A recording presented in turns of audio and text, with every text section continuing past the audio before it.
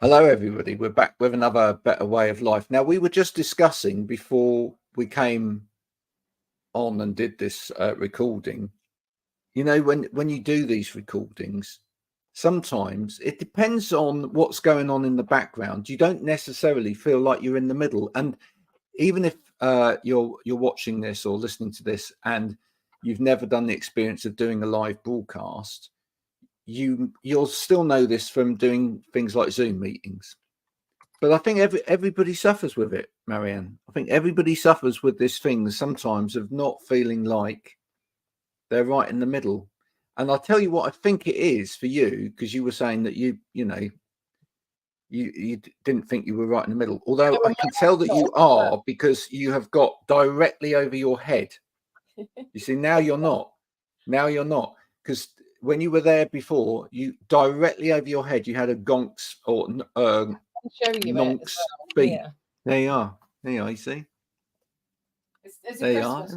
It's get a new gonk to go. A gonk, yes. But I didn't want to put it away just yet. But he's facing. Here's a he. I think he's facing the other way. Yeah. He looks like he's hanging around up there anyway. I've also got another little one as well. I quite like. They're very sweet.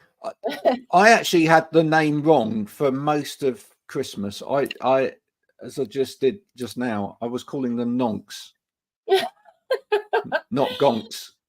But there you go.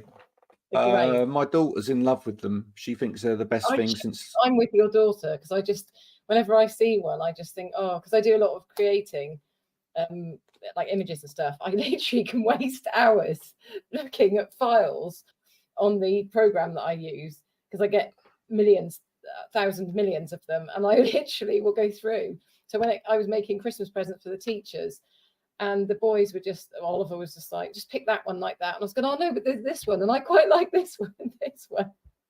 So it took far longer than it needed to have done. There you go.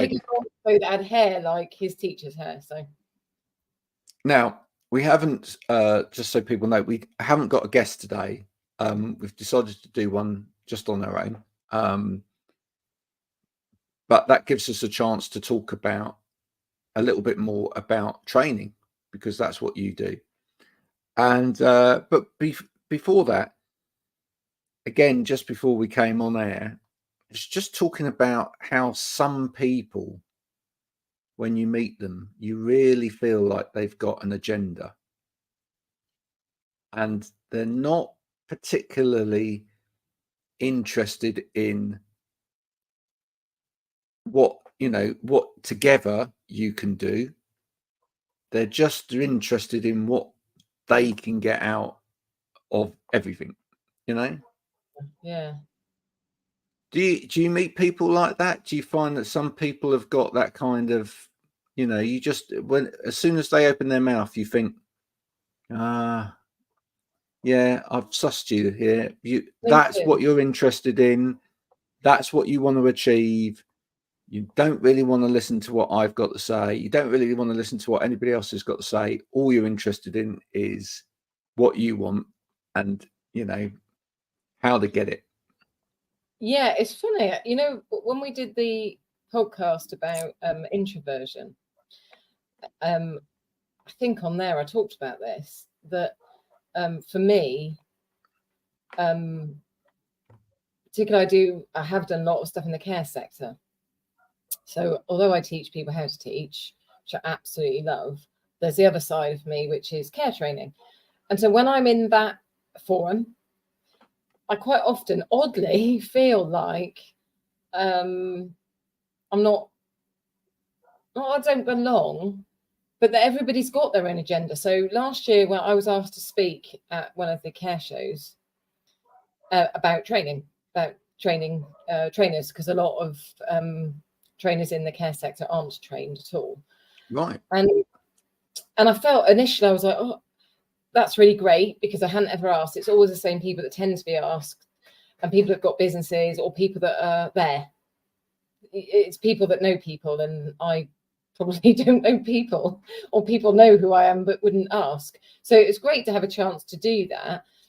But I would tend to I was probably a little bit of a novelty as well, in that I was a bit of an unknown quantity to people, because I don't really have an agenda. Well, I do have an agenda, which is to get people to do their training better, but which then would mean that obviously carers are trained better, which then means that they get better care as well. But in terms of, it often felt to me when I stand around in groups, that people do have an agenda. So I'll be trying to chat, and I really would know those people who their agenda is to make the care sector better. And the Right, people which is a who, good agenda. Yeah. yeah, the people quite often that it's about them, and they've been asked again to speak at the care sector. And I did get a little bit frustrated. I'm probably sticking my neck out here, but never mind. That when it's the same people, I'm not saying that they don't have a lot to say and of worth, but there's a lot of other people out there who are sort of trying to spread their word as well, and that are trying to do good. But quite often, though, that it will be somebody's agenda will be about what their business is. And I think anybody that knows me, and you've known me a while now, I've even given business to other people because I've said, actually, I think somebody else would do this better. Or I said you just earlier that I've talked people out of doing the next level up training, even though that's done me out of money, because my agenda is to make it right for them as well, not just putting money in my pocket. But yeah, I think people definitely do have LinkedIn. I tend to feel quite often, and you see a lot on LinkedIn, don't you? You hear a lot on Yeah, LinkedIn. I see a lot of people that have got a very clear agenda on a social media platform like LinkedIn. And a lot of people will be watching this on LinkedIn now. Yeah, but quite often try to put it across as something else. And maybe it's, we've talked about that whole pretending thing. As soon as I see someone's, I think, oh, I can't buy into it then. Yeah. Which actually leads into another whole subject, which is the whole kind of subject of kind of, which ties in with last time's conversation with Fifi as well about personality and everything. But, you know, kind of pseudo personalities. Yeah. And sort of faux news as well. I just can't. What I find really interesting, and I don't know whether other people see this, is where people do posts which are meant to be sort of emotional draw posts where they talk about something which is from maybe from their childhood or from you know, has kind of very personal emotional bent to it, but actually you see that they are connected to a group of people, and all of those people are all posting about that in a certain timeline. Yeah. And Wow, then you think, actually somebody somewhere has actually sat and had a meeting and actually decided that this is, it's going back to the agenda thing, decided that there's an agenda here, and actually what we're going to do is we're actually going to create content that fits in to that agenda, even from a, you know, what's meant to be an authentic kind of emotional standpoint. And unless you're really watching for it, and I guess a lot of people probably don't spend the enormous amount of time that I do on LinkedIn because it's not their job to, then you possibly don't see it. And what you would see is one of those posts maybe in isolation to the others, and therefore you wouldn't think that there's anything suspect about it.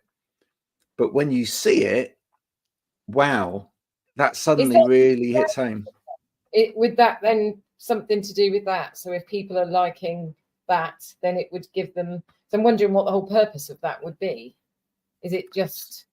So the purpose of that would be that and this is something that I think everybody has to kind of realize these days, is that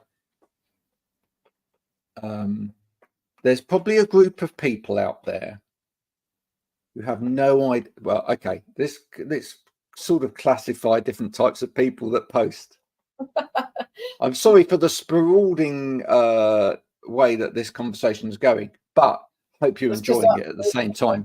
It's just the way we are.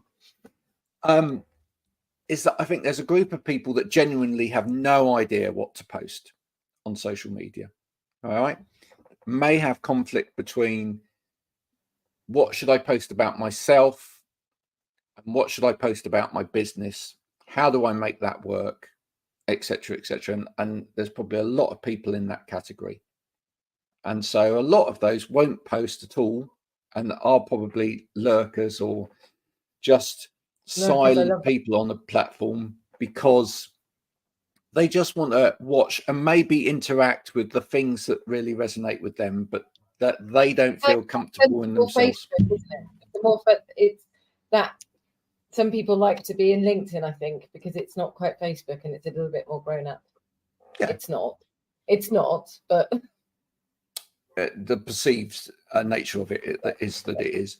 And then I think there's a group of people that have a very clear route to market, if you like, on a platform like LinkedIn, where they will either talk about themselves quite genuinely, or they will talk about their business quite genuinely, or they will do a mixture of the two, etc.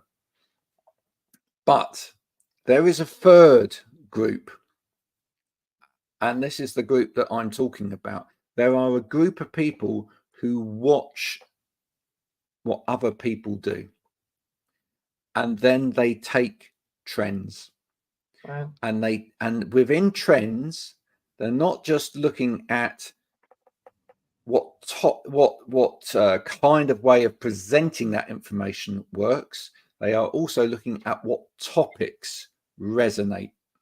So if they see something resonates with, then that. So they might see Johnny, who's a made-up character, folks. Other people's names do exist. Over there, talking about his relationship with his dad and how that's impacted him and what he learned from his dad, and or some very personable, intimate story over there. And they will see the genuine reaction to that and the amount of feedback that then gets.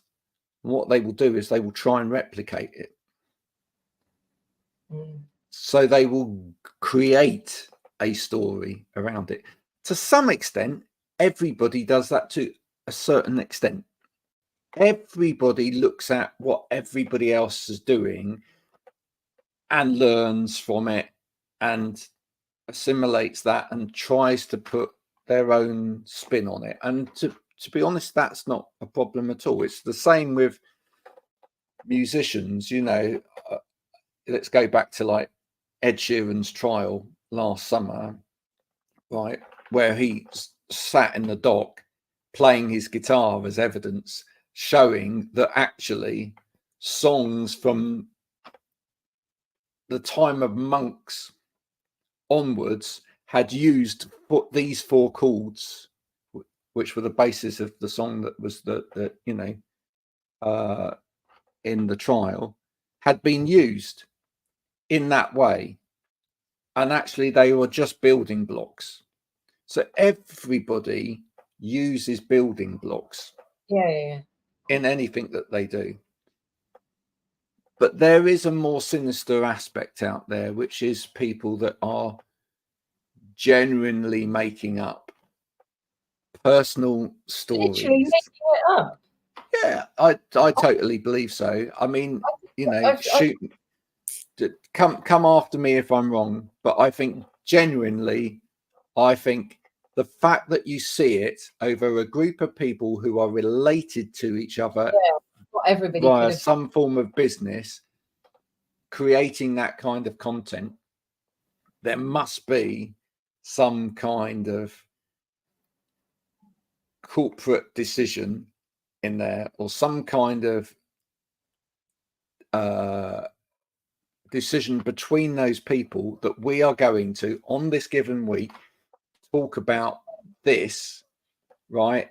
And unless it's just pure coincidence that they all have personal stories which relate to that,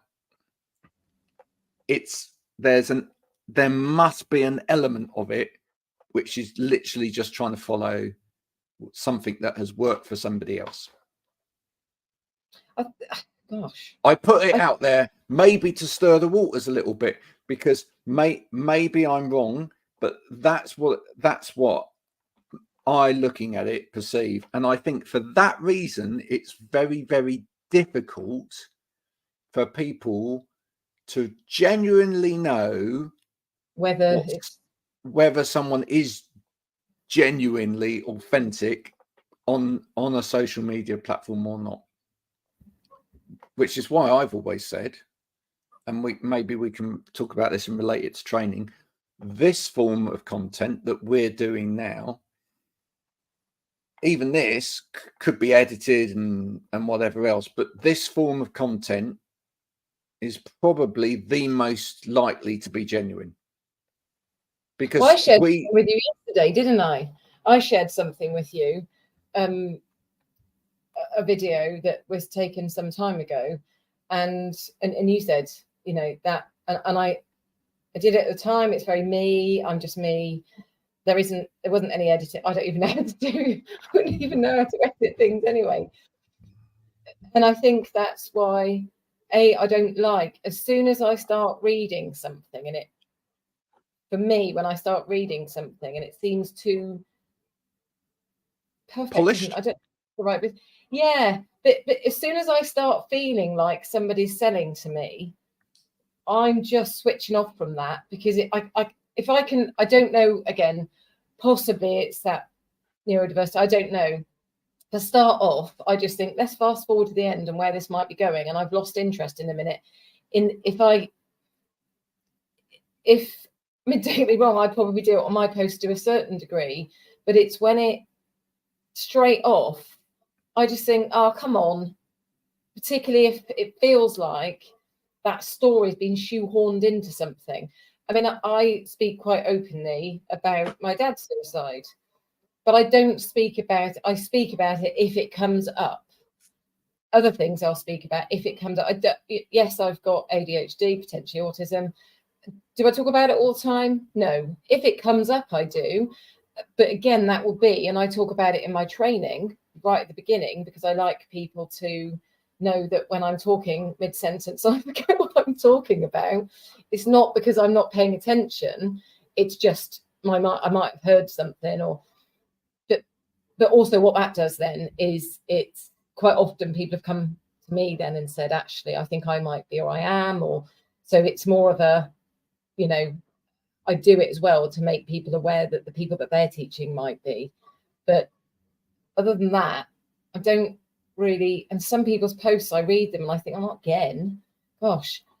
Whereas mental health day, or all these days that we get, then I sometimes think when people never talk about themselves and all of a sudden they do, and then they don't talk about themselves, and then they get millions of likes on that. And I have felt frustrated before when I post from the heart when I post, and then there'll be virtually nothing. And then somebody else put this polished post on that, and you think, and you've just got like 50 million likes for that. And it isn't all to do, of course, it's not to do with popularity. Well, it is to a certain degree. Some of it is the algorithm. It's just really frustrating, I think, particularly when you're emerging at whatever point in your business. And I think you're the sort of person that would do it. I always make a point, and so the people I've trained, if I can help them afterwards, I will. If there's anything I can do for them, then I will, because it's really, really hard out there, really difficult when you're new. I help people that people never know, that I'll help people to try and help them, because of how hard I know it is to have your own business, and how hard it is to have your own training business and starting out. because people don't want to help you. They forget when they've made it to the dizzy height. It's easy to forget, isn't it, what it's like to be starting out. Yeah, and the thing is that everybody's got to start out somewhere. But they went completely off on a tangent there. No, and everybody's got to start off somewhere. But I think people need to be very honest. Yeah. When they are starting out, as to what experience they actually have. And I heard somebody talking about this on the podcast the other day, and I thought it was quite a valid point, really, which is that, and I don't put this across to every young person that's out there, but that they were saying that there's a lot of young people, especially on social media, who will make it sound like they have years and years and years of experience, where they clearly can't have years and years and years and years of experience because they're not old enough to have years and years and years of experience. Now, they may be well qualified, i.e. they may have studied in a particular field, and therefore they may have academic knowledge of something. They may have good second-hand knowledge of something because they may have read well around a subject, etc. But they are very unlikely to have first-hand experience of, because they just haven't been on this planet long enough for that to happen, right? And I won't even put that towards young people, because I actually think there's plenty of people of my age who have got through the whole of their career fluffing it, pretending that they know about something where actually they've never actually done the hard work to learn about that thing. Now, when it comes to training, this is an important point, isn't it? Because actually, do you find that actually the real skill in training is, and it doesn't matter where your starting point is in terms of knowledge or experience, is making sure that you get the information across to the person that needs it in a way that means that they will take that information and be able to use it, right? But if you can, to be the most effective, you don't just do that. You draw on your knowledge and you draw on your experience. And if you can do all of those things, that's where you potentially make a really great trainer. Now, surely the thing is with learning to train is that do it at any part of your career, but potentially keep going back and retraining, because as you learn and as you have experience, you want to just tighten up on that skill. That means that what you've learned and what you've experienced, you're able to disseminate that information properly to audience. I there's somebody that I'm doing some work for, somebody that's very, very qualified in their field, and they deliver training. I think it's quite it's not very many people that do what they do. And so I met this person randomly, and then they said, I need you. I said, oh, okay. He didn't really know a huge amount about me, but what was interesting was that this person met me while I was out, met through someone else, and I was just being me at that point. I was just being me. There was no agenda there whatsoever, because there wasn't. I didn't even know that person, didn't even know they'd be there. And so we were just talking.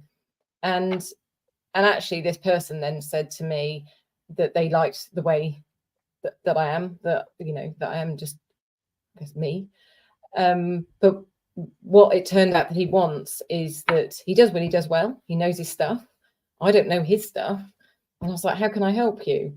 So he talked me through it. And actually what he wants, it was to do with ensuring the psychological safety of the people that he's working with. And I thought, wow, how absolutely amazing. He said, I don't have to do this. I absolutely don't have to do it at all. But I want to, because I want to do what I do the best. And I thought, wow, that was really, really incredible, because there's knowing your stuff. So I get some people that come into the room that I teach and they absolutely know their stuff. Very, very few people, I'm quite fortunate, will come in and say, there's nothing you can do that will help me. You know, that I know my and then other people are like, I don't know anything, help me. So Matt, that we had on the other day, they're a dream to teach. But what I do also start off with saying is, it doesn't matter whether you have zero experience or lots of experience. We've all got something to learn, particularly if you haven't learnt it from the ground, you know, up. So I worked in health and social care for many, many years.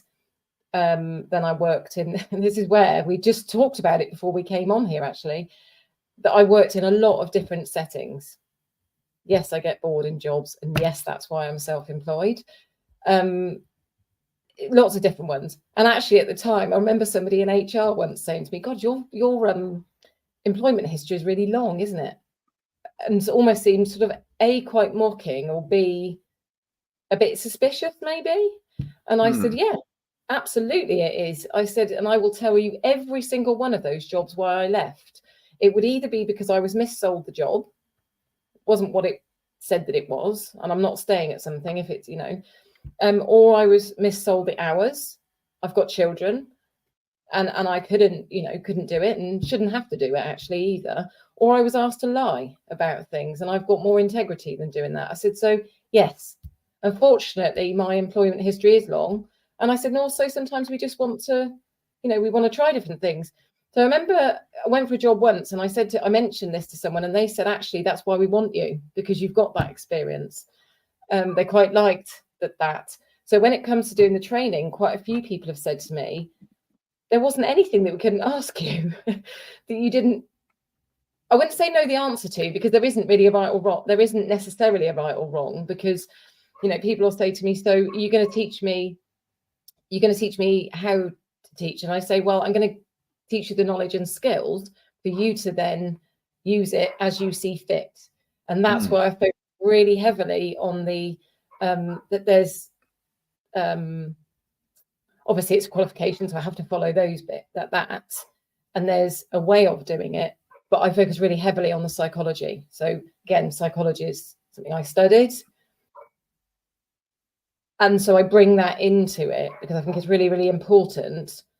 So yeah, when I'm, I suppose, delivering, I draw on my experience, because that makes a difference for people where they're learning, because I'm always able to think, right, okay, how can I try and make this come to life? Right, okay. And I use my training. I'll bring things that I've learned from other people into that as well. No, that makes sense. Because it's always learning. Folks, it is all learning. And by the way, folks, I had it in the background earlier. Marianne's got it in the background now, which is dogs. If anyone's got advice that they can give us on how long a dog should be left alone barking in a neighbour's house, please do let us know. But there you go. They're you know, they're making sound, so we know they're still alive, which is the key thing. When you were saying that, it brought to mind a TV program that I was watching last night. I won't go into the specifics of the TV program. If you watched it, you may guess who I'm talking about here. But it was quite interesting because this guy had made a lot of money in his life and then lost a lot of money. So he'd made it all, lost a lot, and then made money again. And what was interesting was that where he lost money was he did something which he saw had potential to it, but he just really didn't understand it at all. So he's just doing it, but didn't really understand how the mechanism of it all worked, and therefore, you know, threw money at it and then realized afterwards, well, it wasn't actually making any money, right? So all the money disappeared. But he was savvy.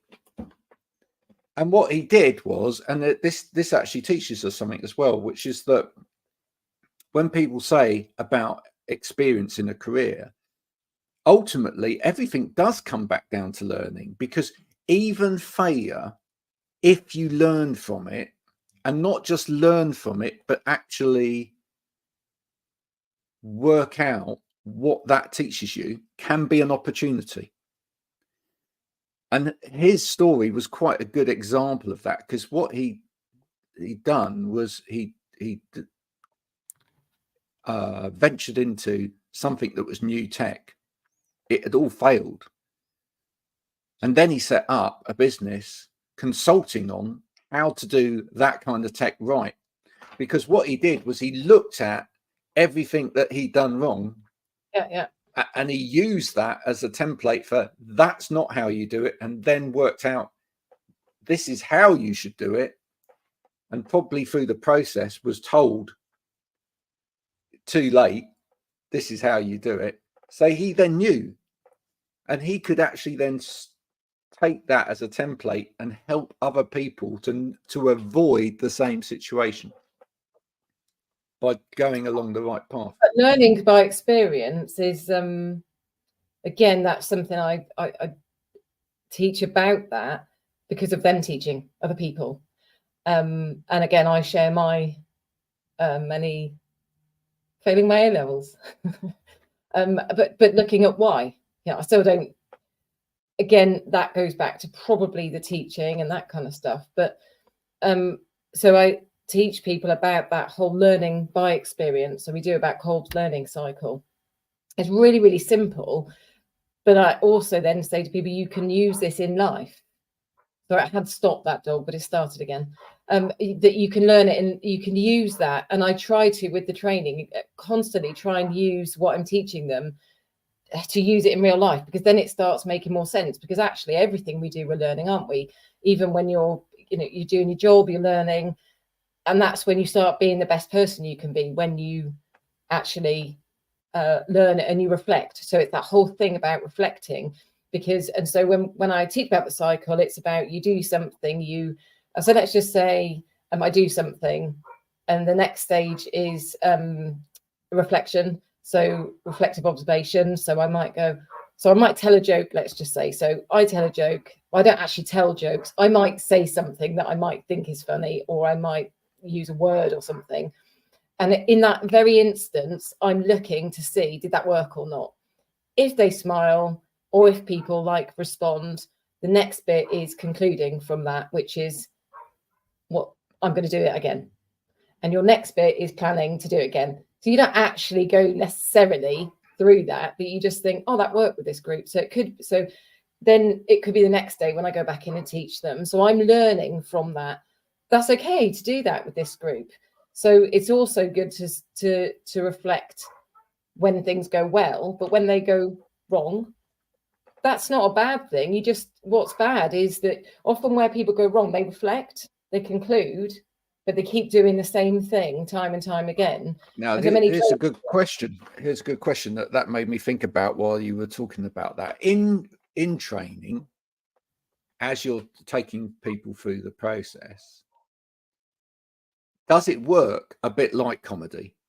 In that, right, good comedy, what quite often happens in good comedy is you build, right? So you build on what has just been before, right? Yeah. And we all know jokes that kind of run, and as they run, they get a little bit more and a little bit more and a little bit more. What do you call a deer with no eyes? The answer is no idea. Yeah. So what do you call a deer with no eyes and no legs? I don't know. Still no idea. And so it goes on, right? Yeah. And the last one, for anyone that doesn't know it, is quite rude. You can ask me off air if you want to. But is that a principle there as well, which is actually, if you kind of build, so you see that works, And as that works, you then go, right, I'm now going to reiterate, if you like, as well, but I'm going to add a level as well at the same time, so that we're actually building blocks here. Oh, constantly. I mean, I know that many people initially, when they meet me, probably think, well, initially they probably think I'm really boring, or maybe they think a whole load of things, because people have said I like matching things as well. And people think teachers are boring, I've been told. And then there's that side of it that I say I've got a sense of humour. I don't know. I just sort of like to just sort of have a laugh, you know. But and might seem quite flighty. Maybe that's the other one I've been told. But actually, what I do when I'll try to bring in what we did the day before and then link that to something else and building on it, because it gets a greater depth to it. It's not just, oh, we're doing about this and then doing it in isolation. It's about making those links, because it is that selling it bit again, isn't it? It's this bit's really important, and actually that links with that bit, and that bit might not have made sense until day one when I teach. For some people it's a bit like, oh, what the heck was that, because it's a lot to take in. And then when they come in on day two, I do ask people, you know, what did you like about yesterday, and what surprised you, and then what would they like explained further.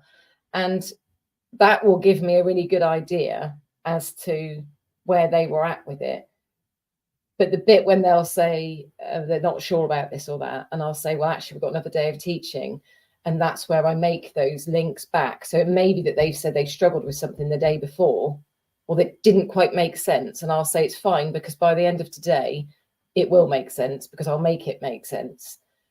But again, then that will be building on those things, and then I'll sort of really look at what those people do in their jobs, all sorts of jobs. So I find out about all sorts of different things, but it's making it meaningful and, like say, building on that.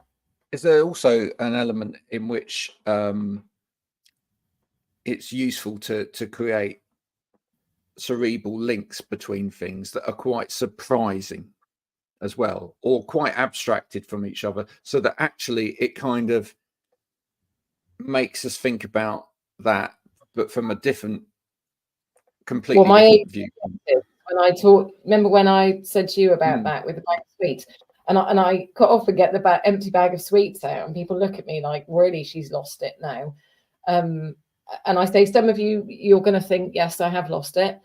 Some of you are going to finish this and go, but actually there might be some people in this room that actually using something else that's completely not to do with that. Aims and objectives, you know, they're very highly under rated, and also often not written correctly, I think, because people feel scared, it's boring, but actually if somebody needs it where it's a bit more abstract, then it helps them then, because they can actually see whatever it is. And I watch the penny drop for people when I'm teaching dementia, and I'll talk about I'm teaching carers, many of them by their own admittance, they will say, this is not what I think, I'm really thick, I don't know any of this stuff. And I say, well, that's I'm sure not true, but also let me just explain it to you in another way. And so when you a lot of people just think dementia is about forgetting things, which it's not, or just about memories.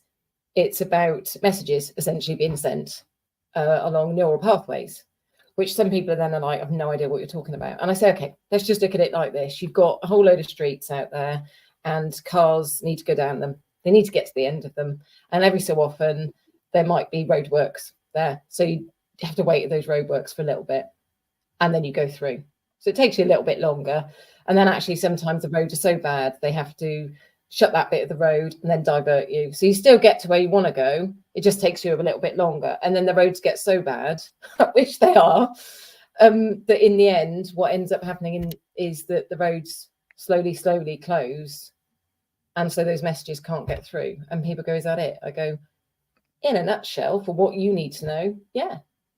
And I've just made something that's essentially quite complicated, or something that somebody might really struggle if I use scientific language. I've really explained it in a very simple terms, because that's all that they need to know. They don't need to know all the others. I definitely think the abstraction thing is really quite powerful, because sometimes when you throw in something that's abstracted from the conversation that you're in, or the visualization that you're in at that time, and it surprises the brain goes, oh, I'm going to remember that. Yeah, 100%. You know, again, thinking of the comedy thing again as well, you know, it's like two cows in the field, one says moo, the other says you git. I wanted to say that. See, now cows don't actually speak, right? So that there's an abstraction there, but we kind of laugh because our brain goes, that's silly, but I get it. Yeah, and that's why it works. You know, that's why things like that kind of comedy work, because we just go, what? You know, I love the old parrot sketch from Monty Python, you know, and right at the beginning of the parrot sketch, for anyone that's, most of you are far too young to that are watching this, far too young to remember probably Monty Python and the parrot sketch, but it is a classic. And at the beginning, he goes into the pet shop with his dead, or ceased to be, Norwegian blue parrot, which he's purchased from the pet shop, which is dead because it's been nailed to the perch. And the first thing, you know, the first exchange is he says, sorry, miss, you know, and the shopkeeper goes, what? He goes, oh, I'm sorry, I've got a cold. Now it's a man behind the counter, right? So it starts with complete abstraction. It's like it's telling us this is silly, and in a way that kind of then sets the scenes to actually make the rest of the dialogue seem less silly, because it starts with the most abstract thing. Yeah. Interesting. Not very good at comedy. I not watch that. My dad used to watch that. I get stressed out when it comes to comedy, which is quite funny because people say that I'm quite funny. I don't do jokes because I wouldn't even remember them. I wouldn't remember them at all. I wouldn't even know a joke. I'm dreadful with actual jokes. I've got a friend that can remember joke after joke after joke, and he just literally is like a walking encyclopedia of jokes.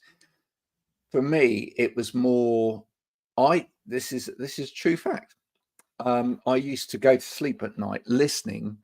I had a little cassette recorder by the side of my bed, which was, you know, in the day of cassettes, it was so long, about 30 centimeters for people that are listening, silver, with the little slidey volume thing on the side. And then I had a pair of really uncomfortable, do you remember the old headphones were like really uncomfortable? They had tiny little silver band at the top and just two little foam bits that touched your ears, and it was, you could feel the hard plastic behind it.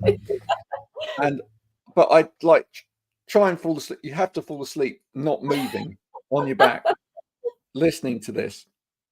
And I had several classic comedy tapes, and that's what I would fall asleep listening to at night. And there was just something incredibly soothing and comforting about hearing the same monologues over and over again, or the same.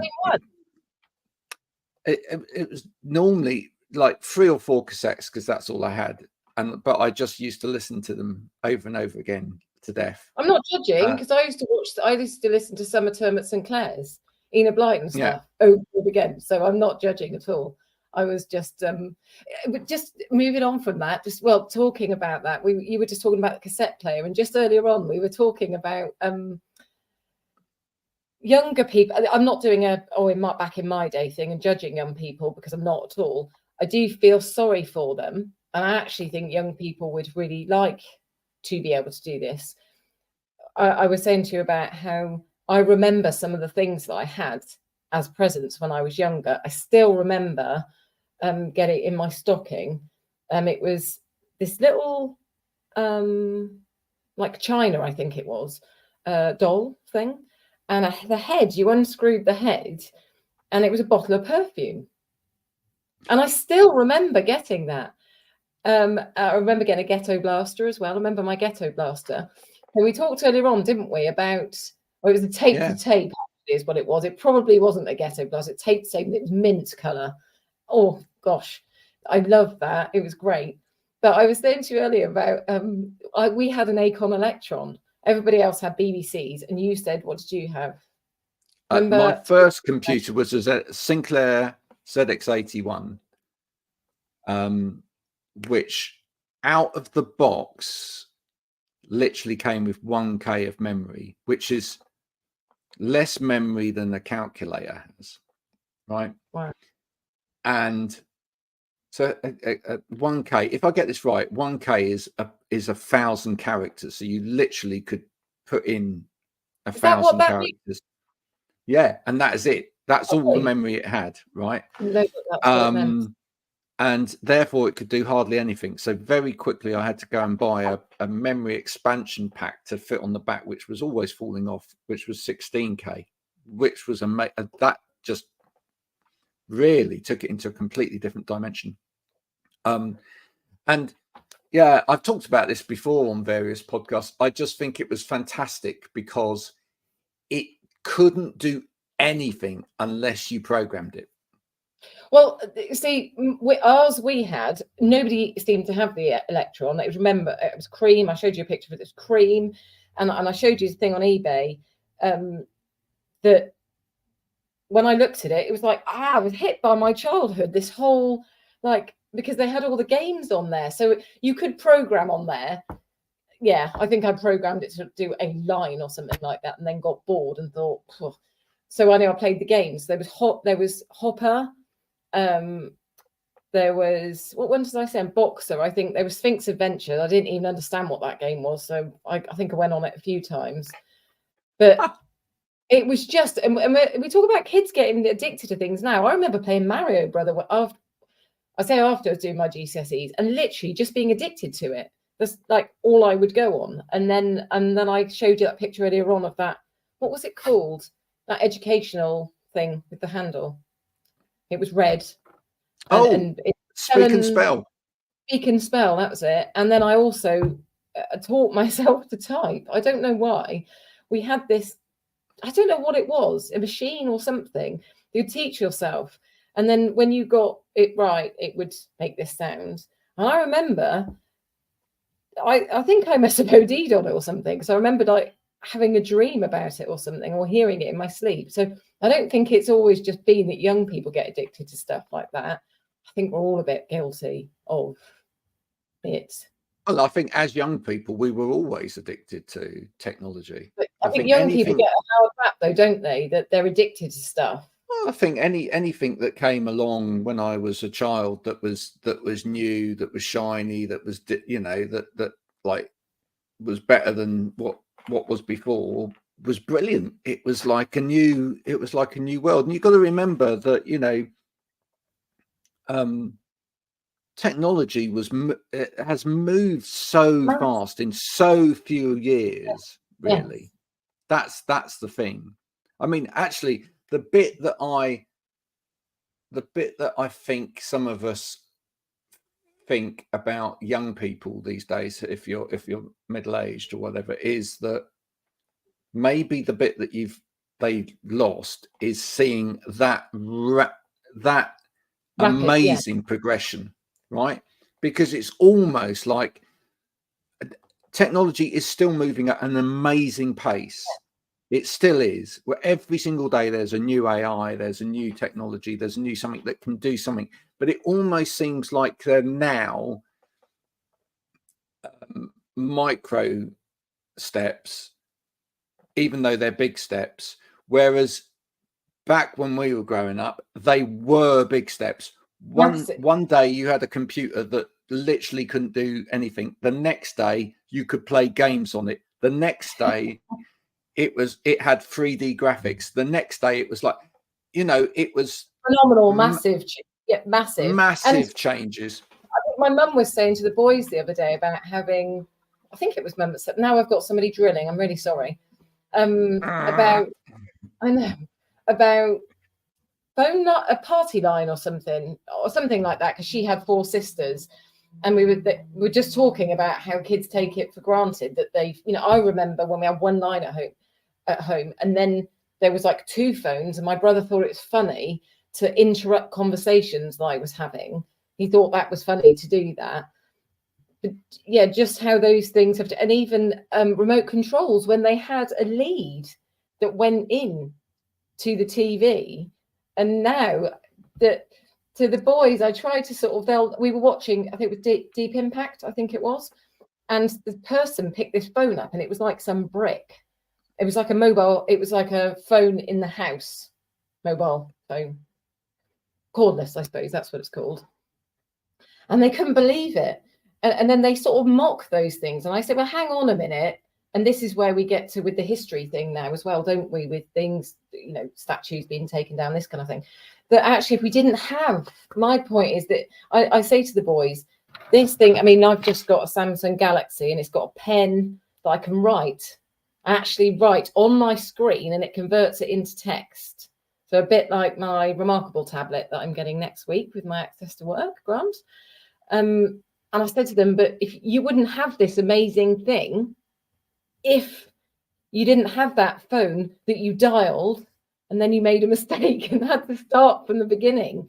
So I said, don't mock it, because that was, you know, like you said, massive changes then. And you're quite right that, you know, actually there's smaller changes, although they seem like, oh wow, you know, I didn't even know half the stuff that I often message you and go, is there something that could do this for me? I wouldn't have a clue, rather than me spending all that time.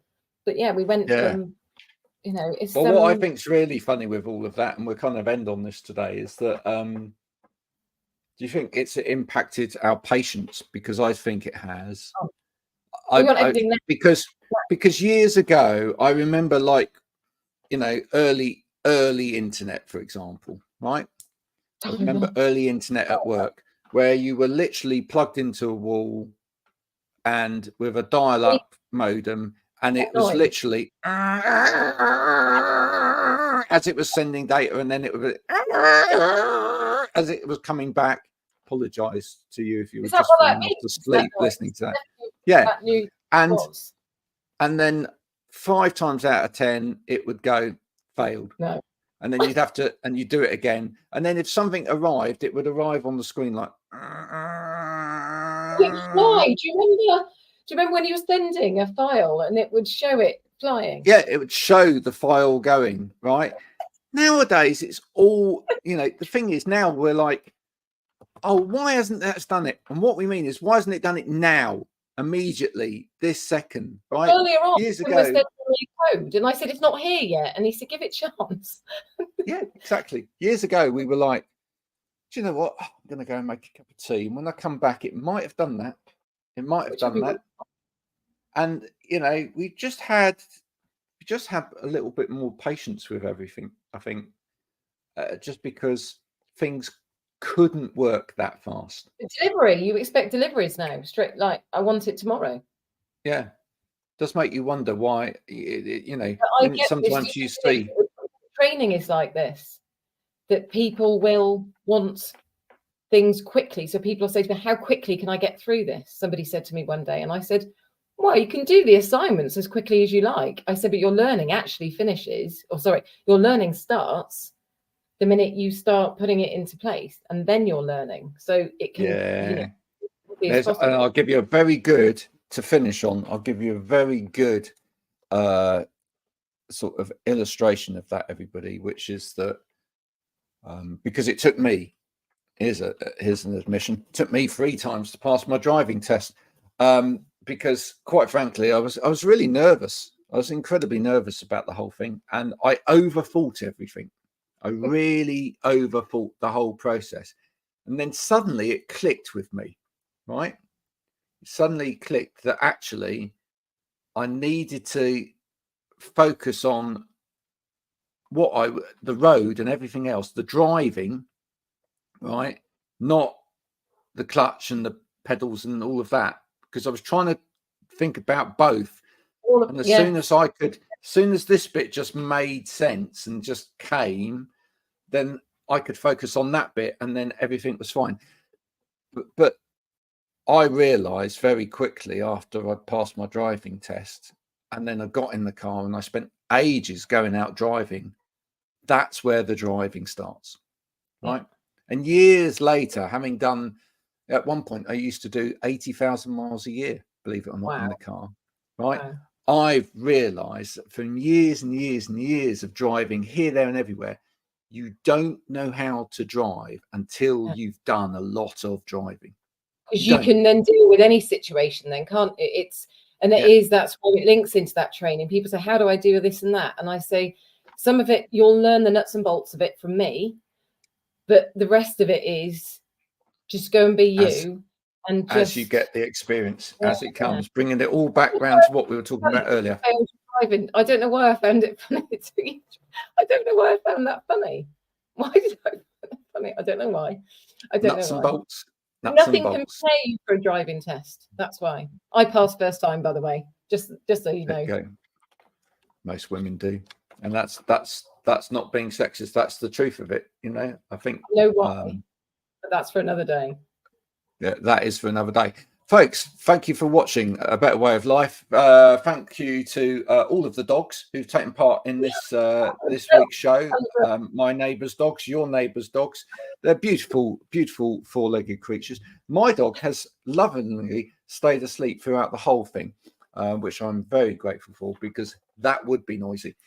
We'll be back same time, same place next week with another one of those. Hope you've enjoyed it. I'd love to see in the comments, as people listen to this, any kind of conversations about who did you listen to, if you're old enough to remember, who did you listen to secretly on the other line in the home on the telephone when you used to be able to do that, or who listened to your conversation and what did they catch you talking about with whom? Just put the comments in below if you're listening, and we'll see you again next week. Bye for now. Bye.